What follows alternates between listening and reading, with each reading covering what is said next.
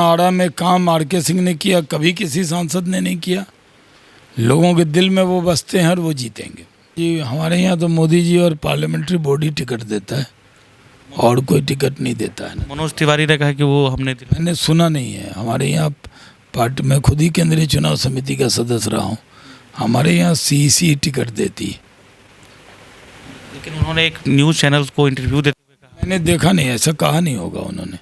हमारे यहाँ किसी के कहने से टिकट कोई नहीं देता है। नहीं बोला है उन्होंने, मुझे नहीं पता, लेकिन हमारे यहाँ एक प्रक्रिया है। अमित शाह और मोदी जी जो है मुस्लिम पे बहुत ज़्यादा बोल रहे हैं और आप मुस्लिम के बहुत बड़े चेहरा भी हैं भाजपा में। इकलौते ऐसे चेहरा जिनको जो कहा जाता है कि जहाँ भी जाते हैं तो मुस्लिमों को अपने तरफ आकर्षित करते हैं। लेकिन मोदी जी कह रहे हैं कि कांग्रेस आएगी या इंडिया गठबंधन आएगी तो वो मुस्लिमों को आरक्षण दे देगी। आप इसको कैसे देख रहे हैं? क्या आरक्षण मुसलमानों को नहीं मिलना चाहिए? मिलना चाहिए। नहीं मिलना चाहिए, एकदम नहीं मिलना चाहिए। मुस्लिम के बहुत बड़े लीडर हैं, आप बोल रहे हैं मुसलमानों को आरक्षण नहीं मिलना चाहिए। क्या लगता है MY समीकरण के साथ साथ जिस तरीके से कुशवाहा नाराज होना, खासकर काराकाट को लेकर, भाजपा ने टिकट नहीं दिया इसको लेकर, ये सारे समीकरण जो है वो कहीं ना कहीं भाजपा के लिए जो है गलत साइन तो नहीं दे रहे हैं? ये तो बहुत पुराना सवाल है, लेकिन मैं फिर भी पूछ ले रहा हूँ। किशनगंज की चर्चा चल रही थी या भागलपुर से आपको टिकट मिल सकता था। वो दोनों सीट पे हमारे सहयोगी जदयू लड़ रहा है ना, अलायंस में वो सीट गई है। सीट नहीं मिली इसलिए आपको टिकट नहीं मिला, या फिर आगे क्या सोच रहे हैं अपने लिए क्या सोच रहे हैं? क्योंकि आपने जिस तरीके से इंडस्ट्री फैलाई, अभी देखिए हमारे एक एग्जाम्पल भी हैं, बगल में जो है उद्योगपति बैठे हुए हैं अजय सिंह, और इन्होंने नवानगर में जिस तरीके से इंडस्ट्री खोला, फैक्ट्री खोला, और जिस तरीके से एथेनॉल जो है वो प्रोड्यूस होगा, तो ये जो है और भी बड़ा हो सकता था बिहार के लिए। पार्टी उनको कह रहे हैं वो थे 0, फिर हो जाएंगे 0। हम तो इतना दे रहे हैं, हम तो इतना बड़ा दिल नहीं दिखा रहे। इच्छा शक्ति की बात कर रहे हैं कि नीतीश कुमार की इच्छा शक्ति खत्म हो गई, हमने नौकरी दी और उन्हीं के हाथों से बंटवा दी। बदले जमीन लिखवाने वाले लोग क्या नौकरी खा के देंगे? ये तो नीतीश कुमार जी ने दिया है। और वो खटाखट की बात कर रहे हैं, फटाफट की बात कर रहे हैं, 1 करोड़ नौकरी रोजगार की बात कर रहे हैं। इमरजेंसी लगाने वाले लोग अब कहते हैं संविधान बदल देंगे। मोदी जी जो है 25 तारीख को मतलब आ चुके हैं, अब तो आ ही चुके हैं, तो 25 तारीख को आने वाले थे। उसके पहले ये जो है डिसीजन तुरंत लेना, पवन सिंह को निकालना है, इसलिए किया गया। क्या पवन सिंह साहब से कभी बात हुई? आपने कभी समझाया उनको कि चुनाव नहीं लड़ना? बात तिवारी ने कहा कि हमने टिकट दिलवाया था आसनसोल से टिकट जो है चुनाव लड़ना चाहिए था। आखिर क्यों नहीं लड़े? वो बंगाल वाला गाना जो है इफेक्ट कर गया या कुछ और कारण था, या भाजपा ने टिकट जो है वापस ले लिया? बिहार के अभी हम आरा में हैं और पूरे देश में लोकसभा चुनाव के अब 7वें चरण में हम लोग प्रवेश कर चुके हैं। जिस तरीके से 6 चरणों का चुनाव हुआ है, उसके बाद क्या है समीकरण पूरे भारत का, और खासकर बिहार में इस बार NDA यानी कि भाजपा जदयू लोजपा इस बार 40 में 40 सीट लाती है कि नहीं? उसमें हम पार्टी भी है, उपेंद्र कुशवाहा भी हैं, तो ये सारे लोग मिलकर इस बार 40 में 40 आता है कि नहीं, ये सारे विषयों पे, और खासकर अमित शाह जब आरा पहुंचते हैं तो POK की बात करते हैं, यानी कि POK इस बार भारत का होगा। तो किस तरीके से इस बार भारत का एजेंडा सेट हो रहा है इस इलेक्शन में, और किस तरीके से आने वाला समय जो है भारत का भविष्य तय कर रहा है, इन सारी विषयों पे हम बात करेंगे एक ऐसे पूर्व मंत्री से जिन्होंने बिहार में इंडस्ट्री की जाल बिछा दी, जिनको कहा जाता था कि अगर ये 1 साल और रहते तो बिहारी युवाओं को बाहर नहीं जाना पड़ता। जी हाँ, हम बात कर रहे हैं शहनवाज हुसैन की, जिन्होंने अपने मंत्रालय में रहते हुए बिहार में जिस तरीके से कमाल किया और जिस तरीके से इंडस्ट्रियों का जाल बिछा दिया, मेज यानी कि मक्के की रेट जिस तरीके से 800 से 1000 रुपये से 2200 तक पहुंचा दिया, उनसे आज हम आपको रूबरू कराएंगे और बात कराएंगे और दिखाएंगे कि किस तरीके से इनका अगला एजेंडा है, और आखिर बिहार में भाजपा इन्हें मेन लाइन में क्यों नहीं ला रही है, टिकट आखिर इन्हें इस बार क्यों नहीं मिला। कई सारे सवाल हैं, पूछेंगे। कैसे सर? अच्छा हूँ, दिन भर आराम में कैंपेन किया है। और आप थके हुए भी? लेकिन नहीं, मैं थकने वाला नहीं हूँ, ये तो स्टार्ट ले रहा हूँ। आपने आरा में आज कैंपेन किया, पहले सबसे पहला सवाल यही होगा कि कैसा रहा आरा का दौरा? में आर.के. सिंह जीतेंगे, कोई शक की गुंजाइश नहीं है। भारी वोट से जीतेंगे, हैट्रिक मारेंगे। पावर मिनिस्टर हैं, वो रियल में पावर वाले आदमी हैं। उन्होंने काम किया है, सेवा किया है। जितना आरा में काम आर.के. सिंह ने किया कभी किसी सांसद ने नहीं किया। लोगों के दिल में वो बसते हैं और वो जीतेंगे। बिहार में कहा जाता है सर कि जाति पाति की राजनीति खूब होती है और वोट भी जो है बिखराव की ओर जाते हैं। क्या लगता है MY समीकरण के साथ साथ जिस तरीके से कुशवाहा नाराज होना, खासकर काराकाट को लेकर, भाजपा ने टिकट नहीं दिया इसको लेकर, ये सारे समीकरण जो है वो कहीं ना कहीं भाजपा के लिए जो है गलत साइन तो नहीं दे रहे हैं? कोई गलत साइन नहीं। चुनाव से पहले ऐसे ही राजद के लोग हल्ला करते हैं। पिछले चुनाव में थे जो जीरो, इस बार फिर हो जाएंगे जीरो। एक ही हीरो है नरेंद्र मोदी, और बिहार के अंदर करीब 20 सभा उन्होंने की है। बिहार के लोगों ने, हम लोगों ने उनको बार बार बुलाया है और इतनी अपार भीड़ आई है। अमित शाह जी आए हैं, नड्डा जी आए हैं, राजनाथ जी आए हैं। हम बिहार का जो नेतृत्व है वो लगा है। हमें पूरा यकीन है कि बिहार में हम 40 की 40 सीट जीतेंगे। आरजेडी की ज़िद है खाता खोलने की, 0 से 1 होने की। हमारी ज़िद है 1 बढ़ने की, 39 से 40 होने की। इसी के बीच में लड़ाई है। आपके बारे में बात किया जाए तो आपके लिए ये तो बहुत पुराना सवाल है, लेकिन मैं फिर भी पूछ ले रहा हूँ। किशनगंज की चर्चा चल रही थी या भागलपुर से आपको टिकट मिल सकता था? वो दोनों सीट पे हमारे सहयोगी जदयू लड़ रहा है ना, अलायंस में वो सीट गई है। सीट नहीं मिली इसलिए आपको टिकट नहीं मिला या फिर जदयू? अलायंस में वो सीट है और मुझे तो पार्टी ने 6 बार टिकट दिया है, तो मुझे कोई शिकायत नहीं है पार्टी से। अच्छा, आप आगे क्या सोच रहे हैं, अपने लिए क्या सोच रहे हैं? क्योंकि आपने जिस तरीके से इंडस्ट्री फैलाई, अभी देखिए हमारे एक एग्जाम्पल भी हैं, बगल में जो है उद्योगपति बैठे हुए हैं अजय सिंह, और इन्होंने नवानगर में जिस तरीके से इंडस्ट्री खोला, फैक्ट्री खोला, और जिस तरीके से एथेनॉल जो है वो प्रोड्यूस होगा, तो ये जो है और भी बड़ा हो सकता था बिहार के लिए। पार्टी ने मुझे जो काम दिया मैंने किया। पार्टी ने कहा जाओ किशनगंज कमल खिलाओ, खिला के दिया। 75 साल में एक ही बार बीजेपी जीती, मैं जीता। पार्टी ने कहा जहाँ हिंदू मुस्लिम दंगा हुआ वहाँ जाके मोहब्बत का फूल खिलाओ, भागलपुर, वहाँ खिलाए। पार्टी ने कहा कश्मीर जाओ, कश्मीर में कमल खिलाओ, इंचार्ज होके गया, कमल खिलाया। पार्टी ने कहा बिहार आओ, MLC बनो, उद्योग मंत्री बनो, उद्योग मंत्री बना। और उद्योग मंत्री के नाते हमें करीब 1 साल का मौका मिला, क्योंकि मार्च में बना था लेकिन कोरोना का टाइम था, तो अगस्त से अगस्त तक 1 साल में 17 ethanol plant, mega food park, बड़े बड़े पेप्सी के, कोक के प्लांट, सीमेंट की फैक्ट्रियाँ, जो मैं कर सकता था वो काम तो अभी 1.5-2 साल होता रहेगा। अभी बक्सर में पेप्सी आ रहा है, मोतीपुर में कोको कोला आ रहा है, हज़ारों लोगों को नौकरी मिलेगी। आरा में भी सर कुछ दे दीजिए। आरा में सबसे बड़ा इथेनॉल प्लांट है मोदी का। नहीं, आरा में भी है। हाँ, आरा में हाँ, चालू हो गया है। हाँ। अच्छा, वो समझ बियर फैक्ट्री, अभी आज ही मैं गया था उस रास्ते से क्रॉस। नया बना, बियर फैक्ट्री नहीं है वो, इथेनॉल फैक्ट्री। Ethanol factory. जी जी। अच्छा सर, सवाल ये भी है कि कई सारे लोग कह रहे हैं कि भाजपा जो है इस बार आरजेडी कह रही है कि सर भाजपा जो है या एनडीए गठबंधन जो है वो 10 से 15 सीटों में समेट जाएगी, हम 25 से एबव रहेंगे। इतना दे रहे हैं वो, दे रहे हैं हम दे हाँ, हम तो उनको कह रहे हैं वो थे 0, फिर हो जाएंगे 0। हम तो इतना दे रहे हैं, हम तो इतना बड़ा दिल नहीं दिखा रहे। वो हमें 15 सीट भी दे रहे हैं, हम तो उनको 0 दे रहे हैं। लोग कह रहे हैं कि अमित शाह और मोदी जी जो है मुस्लिम पे बहुत ज़्यादा बोल रहे हैं, और आप मुस्लिम के बहुत बड़े चेहरा भी हैं भाजपा में, इकलौते ऐसे चेहरा जिनको जो कहा जाता है कि जहाँ भी जाते हैं तो मुस्लिमों को अपने तरफ आकर्षित करते हैं। लेकिन मोदी जी कह रहे हैं कि कांग्रेस आएगी या इंडिया गठबंधन आएगी तो वो मुस्लिमों को आरक्षण दे देगी। आप इसको कैसे देख रहे हैं? क्या आरक्षण मुसलमानों को नहीं मिलना चाहिए? नहीं मिलना चाहिए, नहीं मिलना चाहिए, एकदम नहीं मिलना चाहिए। मुस्लिम के बहुत बड़े लीडर हैं, आप बोल रहे हैं मुसलमानों को आरक्षण नहीं मिलना चाहिए। मुसलमानों को धर्म के नाम पर आरक्षण नहीं देने का प्रावधान संविधान में है।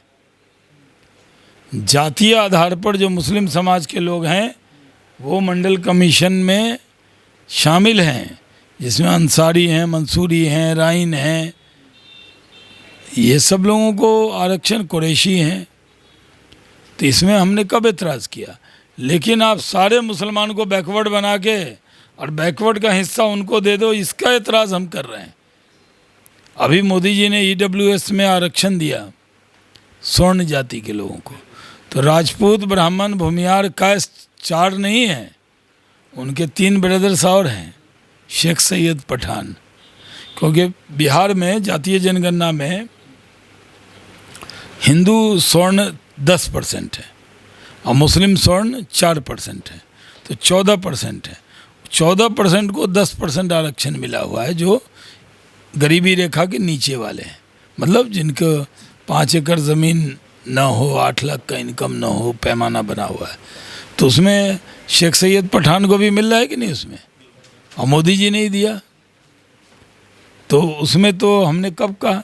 लेकिन अगर आप ये पूछेंगे कि मुस्लिम को आरक्षण मिलना चाहिए, तो संविधान कहता है कि धर्म के नाम पर आरक्षण नहीं हो सकता। यही गलती कांग्रेस ने की, 4% का कोटा दे दिया, 27% मंडल कमीशन में आरक्षण है, अनुसूचित जाति जनजाति का अलग आरक्षण है, अनुसूचित जाति में मुसलमान आता ही नहीं है, तो वो जो दलित लोग हैं उनको मिला हुआ है। जो 27% मिला हुआ है उसमें मुस्लिम के जो बैकवर्ड मुस्लिम है, पसमानदा मुस्लिम है, उनके लिए धर्म के नाम पर अलग कोटा कर दिया, जिसके हम खिलाफ हैं। हम कह रहे हैं धर्म के नाम पे कोटा मत दो, जातीय आधार पर जो आरक्षण मिला हुआ है वो तो मिला हुआ है, इसमें किसी को क्यों दर्द होगा। अगर मैंने पहली बार कहा आपको भी ताज्जुब लगा होगा मैं क्या कह रहा हूँ। बहुत सारे मुसलमान समझ नहीं पा रहे थे, आपने सरल तरीके से समझा दिया ना, तो मैंने इतने अच्छे से कौन समझाएगा, हिंदी में समझा दिया। आपके जैसा नेता को ऐसा नहीं लगता कि फ्रंट पे रहना चाहिए, जो है अभी जो डिक्की में बैठे हैं, फ्रंट पे सीट पे ही बैठते हैं, फ्रंट रो में ही रहते हैं। पहले MLC थे, 3 साल के लिए MLC थे। देखिए, जब हम MLC बने भी थे तो पार्टी का आदेश हुआ था तो बने थे, प्रधानमंत्री का आदेश था तो बने थे। राष्ट्रीय अध्यक्ष नड्डा जी ने फ़ोन किया था कि आपको जाके नॉमिनेशन करना है, उन्होंने बनाया, फिर MLC भी मैं नहीं रहा, तो ये भी पार्टी का आदेश है। तो जो पार्टी का आदेश होता है वो तो सर माथे पे होता है। आपने बोला कि आपने पढ़ाई की थी, किस तरीके की आपकी एजुकेशन रही, आप आपकी बायोग्राफी पे आते हैं, कुछ बताइए हमारे दर्शकों को जो नहीं जानते। बारे में सब जानते हैं, आपके जो दर्शक हैं शाहनवाज हुसैन को अच्छे से जानते हैं। तो कहाँ से पढ़ाई किया था? हम डिप्लोमा इंजीनियर हैं और अब तो पढ़ाई लिखाई सब भूल चुके हैं। अब तो राजनीति की शुरुआत कैसे हुई थी आपकी, कब से आपने? बहुत लंबी कहानी है, उसके लिए पूरी रात लगेगी, 1 घंटा 44 मिनट का इंटरव्यू करना पड़ेगा आपको। थोड़ा सा बता दीजिए। नहीं, मतलब भाजपा में आप कैसे आए थे, किस तरीके से? ना, मैं 86 से बीजेपी में हूँ और 1986 से भारतीय जनता पार्टी में काम कर रहा हूँ। कई सारे लोग RSS से भाजपा में आए, आप डायरेक्ट भाजपा में आए या किस तरीके से? नहीं, हम विद्यार्थी परिषद से जुड़े और भाजपा युवा मोर्चा में आए। नड्डा जी जब राष्ट्रीय अध्यक्ष बने 93 में, तो उन्होंने राष्ट्रीय कार्य समिति में 92 में हमें लिया, सीधे राष्ट्रीय कार्य समिति के सदस्य बने। फिर उमा भारती जी ने राष्ट्रीय मंत्री बनाया, फिर अटल जी ने राष्ट्रीय मंत्री से केंद्रीय मंत्री बना दिया भारत सरकार में।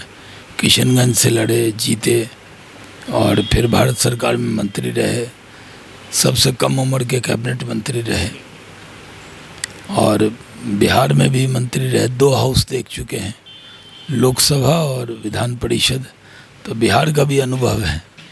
तो जब केंद्र में मंत्री थे तो जो आर्टिजन क्रेडिट कार्ड है बुनकर का, वो मैंने ही बनाया था, और उस वक्त गया का एयरपोर्ट जो आपके बगल का है वो मैंने ही बनाया था। फिर बिहार में आए, 1 साल झलक दिखा के चले गए। वो कब झलक, दूसरी बार कब झलक दिखाई? वो मेरे हाथ में थोड़ी है, मेरी पार्टी कहेगी जो काम कहती है।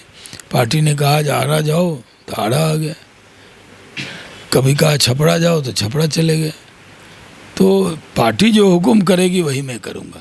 भाजपा कहीं ना कहीं मुस्लिम से थोड़ा सा चेहरा मोड़ तो नहीं रहे, क्योंकि आप बहुत बड़े लीडर और आपको जो है बड़ा कुछ मिलना चाहिए था जो कि नहीं मिल पा रहा है। मिला तो 30 साल में भारत सरकार का मंत्री, 32 साल में भारत सरकार का यंगेस्ट कैबिनेट मिनिस्टर, 18 साल केंद्रीय चुनाव समिति में जो कोई बीजेपी बिहार का नेता नहीं रहा है, लगातार 18 साल मैं high power decision making committee में रहा हूँ। तो पार्टी ने तो बहुत दिया है, जितना पार्टी ने दिया है शुक्रिया अदा करें तो कम है। 1 साल में अधूरा काम छूट गया सर। अब काम नहीं, जो काम मिलता है ड्यूटी है। हम लोग तो फौजी की तरह है, पार्टी के जिस पोस्ट पे खड़ा कर देगी यहाँ पे खड़े हो जाओ, वहाँ देश की सेवा है, करते रहते हैं। अब विपक्ष के कुछ सवाल है सर। तेजस्वी यादव हमेशा जो है बिहार में जब दौरा कर रहे हैं तो वो 17 महीने का काम गिनवा रहे हैं, खटाखट खटाखट फटाफट फटाफट। हेल्थ में क्या किया उन्होंने? जिस विभाग के वो मंत्री थे उसमें उन्होंने क्या किया, आप ही बताइए ना जरा।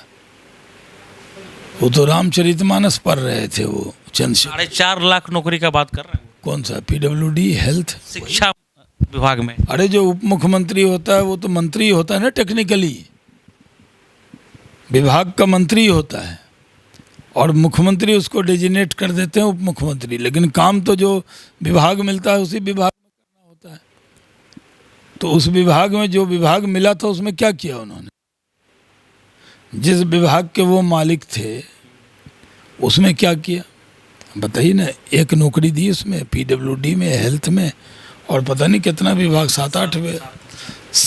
7 विभाग का हिसाब दीजिए तेजस्वी जी। अब वो जो शिक्षा विभाग की वो बात करते हैं वो तो नीतीश कुमार जी ने तय किया हुआ था कि हम नियोजित शिक्षक की चिंता करेंगे। उन्होंने तय किया था कि हम नए टीचर बहाल करेंगे। तो वो तो नीतीश कुमार जी का है। माल महाराज के मिर्ज़ा खेले होली। वो ये भी तो कह रहे हैं ना कि एक समय में नीतीश कुमार ने कहा था कि कहाँ से लाएगा पैसा, बाप के घर से पैसा लाएगा, जेल से पैसा लेके आएगा। आया ना, नीतीश जी के घर से आया ना पैसा, मुख्यमंत्री के हाथ में था और फाइनेंस मिनिस्टर भी नहीं थे इनके। मुख्यमंत्री और फाइनेंस मिनिस्टर तो JDU का था, ये कहाँ से लाए? इच्छा शक्ति की बात कर रहे हैं कि नीतीश कुमार की इच्छा शक्ति खत्म हो गई, हमने नौकरी दी और उन्हीं के हाथों से बंटवा दी। के बदले जमीन लिखवाने वाले लोग क्या नौकरी खा के देंगे? ये तो नीतीश कुमार जी ने दिया है। और वो खटाखट की बात कर रहे हैं, फटाफट की बात कर रहे हैं, 1 करोड़ नौकरी रोजगार की बात कर रहे हैं, 1 लाख रुपया जो है वो देने की बात कर रहे हैं। वो तो कांग्रेस भी बहुत सी बात कर रही है, राहुल गांधी भी बोले, उसी का वो रिपीट कर रहे हैं। हाँ ठीक है, तो क्या अच्छा मतलब सही है, मिलेगा वो? आएंगे ही नहीं, वो आने वाले नहीं है। वो आने वाले नहीं। बहुत बहुत धन्यवाद, आपने समय दिया इतनी रात को, और आपका जो है थके हुए हैं उसके बावजूद भी आपने समय दिया। थके हुए नहीं है, दुष्प्रचार मत कीजिए मेरे खिलाफ। नहीं, मैं अभी 12 बजे सर मैं थक गया। 2 बजे रात तक कंपेन करता हूँ। मैंने आज 2 नीतीश कुमार का प्रोग्राम कवर करके आया, इसलिए मैं भी थक यार मैं तो रोड पे चला हूँ, गली में चला हूँ, पैदल चला हूँ। 3 घंटे तक आपको बैठा के आपका इंटरव्यू कर सकता हूँ अभी भी। अभी कोई थकने की उम्र, हमारे नेता नरेंद्र मोदी नहीं थकते तो हम लोग उनके सिपाही हैं, थकने वाले हैं। अच्छा ये एक सवाल आ गया, नरेंद्र मोदी का आपने नाम लिया तो विपक्ष हमेशा ये बात करे कि नरेंद्र मोदी आएंगे तो संविधान खतरे में है, संविधान जो है वो बदल देंगे, चुनाव नहीं होगा। नहीं, उनको प्रधानमंत्री बनाया। नरेंद्र मोदी संविधान के पुजारी हैं, बाबा साहब के सेवक हैं। वो संविधान के ऊपर आँच वो आने नहीं देंगे। संविधान इमरजेंसी लगाने वाले लोग अब कहते हैं संविधान बदल देंगे। ये सब ऐसे ही दुष्प्रचार करते हैं लोग। कुछ होने वाला नहीं है, संविधान है, रहेगा। अमित शाह ने कहा POK के बारे में कि POK जो है इस बार भारत का हिस्सा होगा। आरा में भी आए, उन्होंने RK सिंह को लेकर प्रचार किया और कहा कि ठीक है आप विकास इन्होंने किया है लेकिन अब असली मुद्दा जो है उस पर भी आप वोट दीजिए। और उन्होंने कहा कि POK है, तो उसको आप किस तरीके से देख रहे हैं? सचमुच इस बार जो है आप लोग पाकिस्तान के साथ होने जा रहा है जीतने के बाद? नहीं, ये क्या होने जा रहा है? पाकिस्तान ऑक्युपाइड कश्मीर तो हमारा ही है। वहाँ की जनता बेकरार है हमसे जुड़ने के लिए, वो जुड़ेगी आज न कल। पाकिस्तान के सैनिक उनको रोक नहीं सकते। पवन सिंह को लेके सॉफ्ट कॉर्नर में बीजेपी क्यों दिख रही है? कई सारे लोगों ने कहा जो निकाला गया है पवन सिंह को, उसमें मेंशन नहीं किया गया कि 5 साल के लिए निकाला गया या 6 साल के लिए या 2 साल के लिए, बस ये लिख दिया गया कि निष्कासित किया जाए। नहीं, कोई सॉफ्ट कॉर्नर की बात नहीं है। उपेंद्र कुशवाहा हमारे उम्मीदवार हैं और वो चुनाव जीतेंगे। पवन सिंह को लेकर क्या कहिए? अब मैं तो, हमारे गठबंधन के उम्मीदवार उपेंद्र कुशवाहा जी हैं। अब वहाँ कितने लोग खड़े हैं सबके बारे में पूछिए। इतनी देर से पार्टी ने क्यों एक्शन लिया? ये तो एक्शन बहुत पहले भी लिया जा सकता था। सही समय पे सही कदम पार्टी उठाती है। भाजपा जो मोदी जी जो है 25 तारीख को मतलब आ चुके हैं, अब तो आ ही चुके हैं, तो 25 तारीख को आने वाले थे। उसके पहले ये जो है डिसीजन तुरंत लेना, पवन सिंह को निकालना है, इसलिए किया गया क्या? नहीं, हमारे लिए कोई, जहाँ भी कोई भी निर्दलीय खड़ा होता है गठबंधन या पार्टी के उम्मीदवार के खिलाफ, पहले हम लोग कार्रवाई करते हैं, इसी निमित्त किया गया।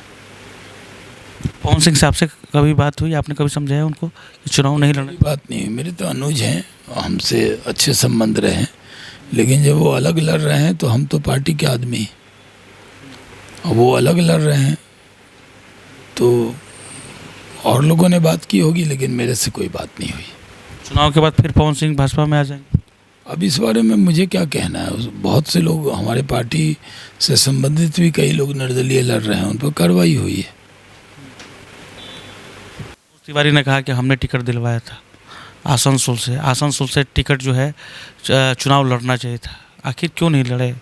वो बंगाल वाला गाना जो है वो इफेक्ट कर गया या कुछ और कारण था, या भाजपा ने टिकट जो है वापस ले लिया? तिवारी जी, हमारे यहाँ तो मोदी जी और पार्लियामेंट्री बॉडी टिकट देता है और कोई टिकट नहीं देता है। मनोज तिवारी ने कहा कि वो हमने दिया। मैंने सुना नहीं है। हमारे यहाँ पार्टी में खुद ही केंद्रीय चुनाव समिति का सदस्य रहा हूँ, हमारे यहाँ CEC टिकट देती है।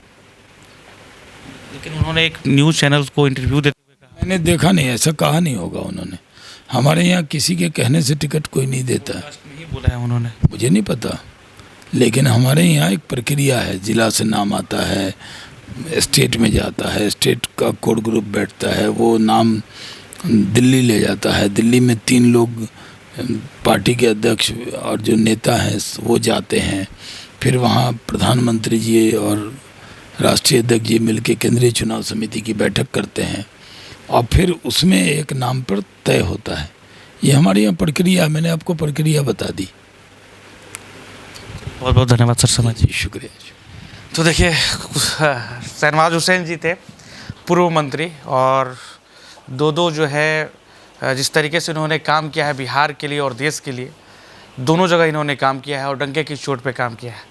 तो हम लोग भी चाहेंगे बीइंग ए बिहारी कि आप फिर से आएँ, और बिहार को आपकी ज़रूरत है, आपके जैसे नेताओं की ज़रूरत है, और फिर से इंडस्ट्रियों का जाल बिछे, युवाओं को रोज़गार मिले, ये पूरा बिहार चाहता है।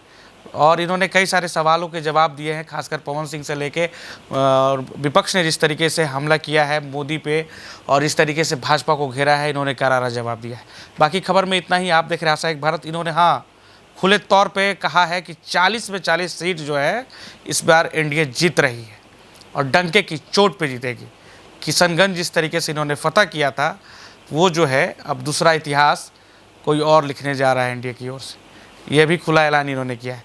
बाकी खबर में इतना ही। आप देख रहे हैं आशा एक भारत। आपका प्यार समर्थन लगातार मिल रहा है, इसके लिए आप सभी का शुक्रिया। आप जरूर अपनी राय प्रतिक्रिया देंगे कि शहनवाज हुसैन आपको कैसे लगे, क्या कुछ सवाल जो छूट गया है वो कमेंट बॉक्स कर दीजिएगा। अगली बार जब भी मिलेंगे तो हम जरूर इनसे पूछेंगे आप सभी के लिए। जय हिंद, जय भारत। आप देख रहे हैं आशा एक भारत।